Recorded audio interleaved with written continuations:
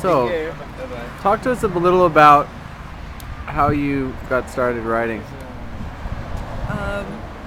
I love books from the time my dad took me to the library. I love to read. I love to go into the magical world of words. When I was 11, I read Boxcar Children, and I tried to imitate it. That was my first writing attempt. Cool. So, you've been writing for a long time. I have been writing.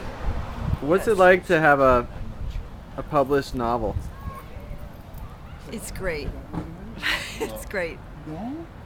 It's great because the words are down and I cannot change them anymore.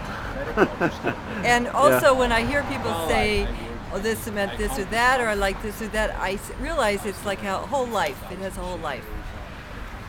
Wait, say a little more about that. The novel has a whole life of The its... words, everything is taken on its own life. It's like a baby. You have a child and it grows up, it's gone, and you know it has your child has a very own life of its own. It's wonderful to see that. So people talk to you about what they're getting from the novel, and you see that the novel has its own life. Right, I see that they have their own vision. Cool, got it. So you were talking about how this novel particularly got started in your trip to Chaco Canyon.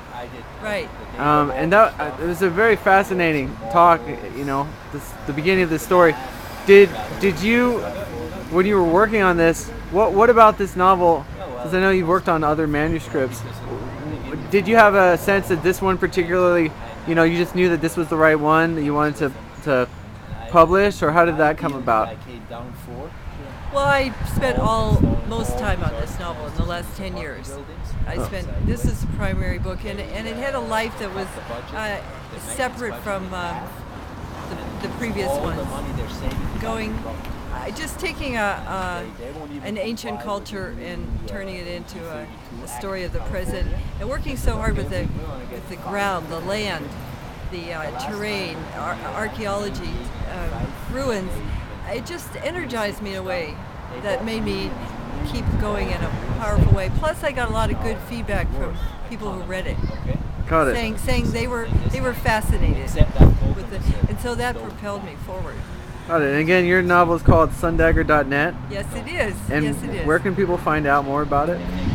You can look on my website, sundagger.net, which is now being constantly updated. There's links there too, and I think that's about the best place. Great. Awesome. Well, thank you very much, Margaret Murray.